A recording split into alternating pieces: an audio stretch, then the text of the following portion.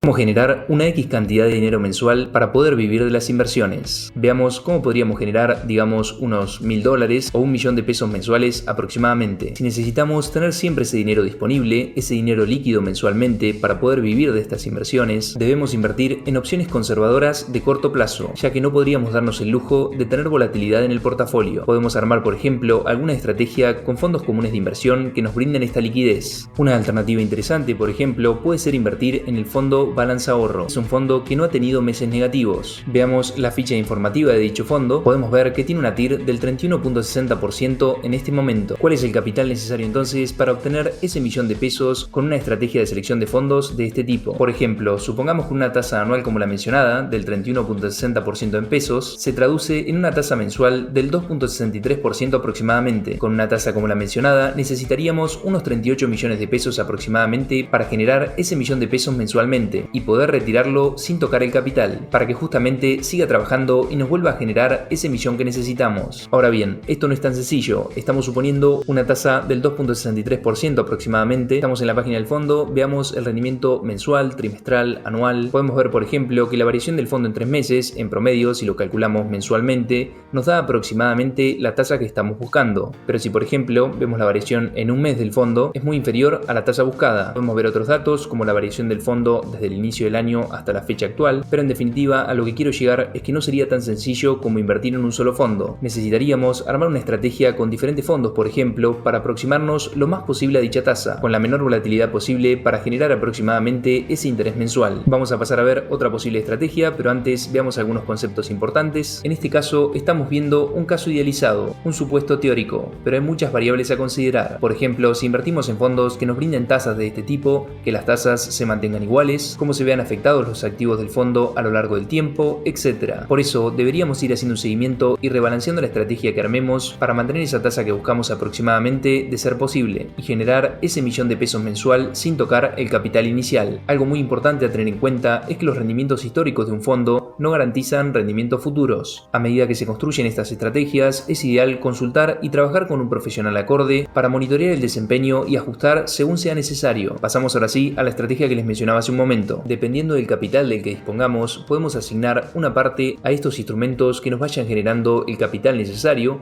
la liquidez mensual necesaria, y el resto del que dispongamos podemos ponerlo en inversiones más a largo plazo, que nos den un mayor rendimiento, para así ir obteniendo una buena rentabilidad en el portafolio a lo largo del tiempo. Esa parte que dejemos trabajando más a largo plazo puede estar invertida en activos como ENES, bonos, acciones, fondos cotizados, etc. Y podemos ir aprovechando el interés compuesto. Supongamos invertimos en obligaciones negociables, podríamos ir reinvirtiendo los pagos de intereses para aprovechar el interés compuesto. Veamos ahora algunos instrumentos que pueden resultar interesantes. Comencemos con algunos bonos, con algunos BOPREALes, bonos emitidos por el BCRA. Por ejemplo, podríamos considerar el BOPREAL, cuyo ticker o código alfanumérico con el que podemos encontrarlo es B_PY26, que tiene un rendimiento esperado al momento de estar grabando este video del 10.09% anual en dólares aproximadamente. También podríamos considerar un bono más largo, podríamos considerar por ejemplo el bono cuyo ticker es B_POC7 con un rendimiento esperado del 12.44% anual en dólares aproximadamente en este momento. Cuando hablamos de rendimientos en dólares ya podemos olvidarnos de la inflación local y demás. Para ponernos en contexto, si la inflación en Estados Unidos es del 3% y obtenemos un rendimiento del 10% anual en dólares, entonces estaríamos obteniendo un muy buen rendimiento por encima de la inflación de Estados Unidos. Un breve paréntesis, esto quiere decir por ejemplo que si tenemos dólares parados estamos perdiendo poder adquisitivo, ya que si bien la inflación de Estados Unidos es mucho más baja que la inflación local, aún así tiene una determinada inflación. Mantener el dinero invertido entonces es fundamental para conservar nuestro poder adquisitivo o inclusive aumentarlo. Por supuesto, debemos tener en cuenta el riesgo asociado de cada activo. Veamos ahora algunas obligaciones negociables que pueden resultar interesantes. Comencemos con una ON de YPF, cuyo ticker es YMCXO, con un rendimiento de un 8.06% en dólares aproximadamente en este momento. Continuemos con una obligación negociable de Edenor, cuyo ticker es DNC3O, también con un rendimiento de un 8% anual en dólares aproximadamente en este momento, de un 8.04%. Esas obligaciones negociables tienen buenas calificaciones de riesgo. Si estamos dispuestos a asumir un mayor riesgo, podemos considerar ONs como por ejemplo RUCDO, una ON de MSU Energy con un rendimiento esperado del 10.54% anual en dólares aproximadamente perfectamente en este momento. También podemos considerar activos como acciones o CDRs, que son más volátiles en el corto plazo, pero que también pueden darnos muy buenos rendimientos a largo plazo. Podemos dar, por ejemplo, una menor ponderación a este tipo de activos de renta variable y una mayor ponderación a activos de renta fija, para bajar la volatilidad y el riesgo del portafolio. Podemos analizar, por ejemplo, y asignar un cierto porcentaje del portafolio, siempre hablando de la parte más a largo plazo que mencionamos, a algunas acciones locales como Pampa Energía, sector energético, CDRs como Berkshire Hathaway, empresa dirigida por Warren Buffett, conglomerado diversificado con una sólida posición financiera, Vista Energy, empresa del sector energético, con grandes activos en vaca muerta. También, volviendo a acciones locales, podríamos considerar opciones como Grupo Financiero Galicia, del sector financiero, o YPF, del sector energético. Empresas como Berkshire Hathaway son adecuadas para un perfil entre conservador y moderado. Dependiendo del riesgo que se esté dispuesto a asumir,